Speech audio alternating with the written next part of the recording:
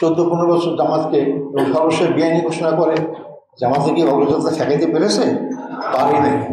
আমার অভিজ্ঞতা আছে, জামাত 2011 সালে 19শে সেপ্টেম্বর আমার দায়িত্ব ছিল, তখন তো আমরা মিছিল করলাম। এই মিছিল থেকেই তো আমাকে গ্রেপ্তার, বাসা থেকে গ্রেপ্তার, জামাতে গ্রেপ্তার করলো।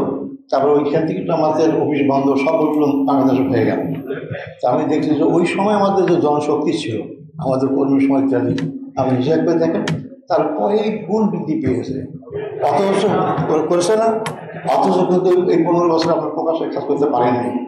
অনেকে দেশ থেকে পালিয়ে যেতে হয়েছে, অনেকে ব্যবসা বাণিজ্য বন্ধ হয়ে গেছে, অনেকের পা নষ্ট হয়ে গেছে, চোখ নষ্ট হয়ে গেছে, অনেকে গুম করা হয়েছে, হত্যা করা হয়েছে।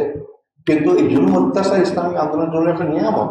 যত বেশি হয় সংগঠন তত শক্তিশালী হয়, মানুষের প্রতিবাদী কণ্ঠ হয়, এবং এই সমস্ত সময় যে সমস্ত লোকরা ইসলামী আন্দোলন যোগদান করে তারা সাহসী হয়, তারা বীর হয়, তারা ভীতু হয় না।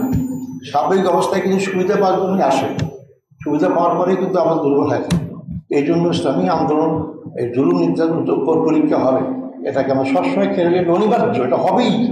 এটা যদি না হয় সেটাই ইসলামী আন্দোলন চিন্তা করতে হবে।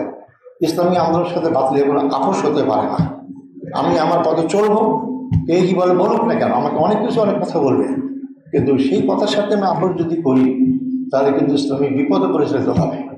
আমরা অবশ্যই ক্ষমতায় যেতে চাই, কিন্তু যেন তেন প্রোগ্রাম না। আমি ক্ষমতায় যেতে চাই, আমি ইসলামকে নিয়ে ক্ষমতায় যেতে চাই, ইসলামকে রেখে আমি ক্ষমতায় যেতে চাই না। তাই আমি ক্ষমতায় গেলে হয়তো মন্ত্রী মিনিস্টার হতে পারবো, কিন্তু ইসলাম তো ক্ষমতায় যাবে না।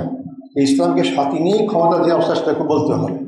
তাহলে সত্যি করতে আমরা ইসলামী আন্দোলন থেকে যে ইসলামী প্রতিষ্ঠায় কাজ করতেছি আমরা, সেই কাজটা আমাদের সার্থক হবে। যে সমস্ত ভাইরা শহীদ হলেন তাদের সেই শহীদের আকাঙ্ক্ষা, তাদের শহীদ হওয়ার যে তাদের জীবনটা দেওয়া সার্থক হবে।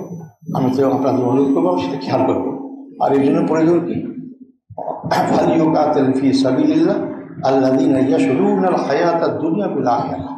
আমরা এই আয়াতটা সবাই জানি, আমরা যারা দুনিয়ার জীবন আখিরাতের জীবনটাকে প্রাধান্য দেয় তারাই সত্যিকার ইসলামী আন্দোলন করার যোগ্য, তারাই আসলে মুজাহিদ, তারাই আসলে জিহাদ করার যোগ্য। তাই দুনিয়াকে আমি ত্যাগ করতে আল্লাহ বলেননি, দুনিয়া ভোগ করবো, কিন্তু দুনিয়ার জন্য আমাকে আমি ইসলামী আন্দোলন কাজের পথে করে বাধা সৃষ্টি না করে আমি ইসলামের কাজ যখন আসবে দুনিয়ার কাজ ছেড়ে দিয়ে আমি সামনে অগ্রসর হব। এটা আমি তো ইসলামী আন্দোলন। তাই আমরা এই ক্ষেত্রে এই জাতীয় লোক যত তৈরি করতে পারবো ইসলামের অগ্রযাত্রা তত বেশি অগ্রসর হবে ইনশাল্লাহ। এটা আমাদের খেয়াল রাখতে হবে। আরও একটা বলি, খেয়াল রাখতে হবে যে ও আমাইউসাওয়ার দুনিয়া নতিহি মিনহা ও আমাইউসাওয়ার আখিরাত নতিহা।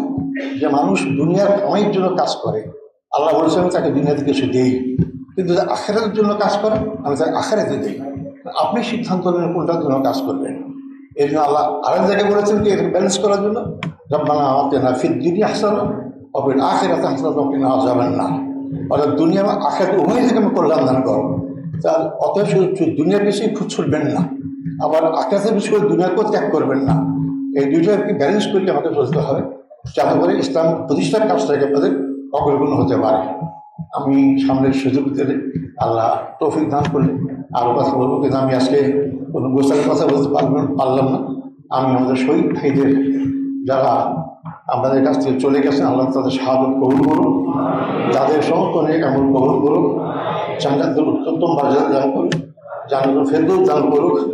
এই 31শে জুলাই পর্যন্ত যে সমস্ত ভাই বোনেরা যার যার জায়গা থেকে এই সরকারের বিরুদ্ধে আন্দোলন করে শহীদ হয়েছেন তাদেরও শাহাদত কবুল করুক। যারা এখনও পঙ্গু, আমি যেখানে ছিলাম ওখানে অনেক পঙ্গু লোক করে আছে, তাদেরকে আল্লাহ সুস্থ দান করুক, যাতে করে তারা সুস্থ জীবন পেয়ে আবার তারা বাস্তব কর্মজীবনে ফিরে আসতে পারে।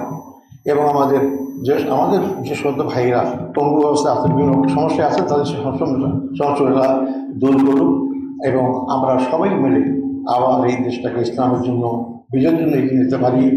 আমি ছোট্ট মানুষের এটা ভবিষ্যৎ করতে চাই, অবশ্যই এবং 20 শতাব্দী হবে ইসলামের শতাব্দী। আসসালামু আলাইকুম ওয়া রাহমাতুল্লাহ।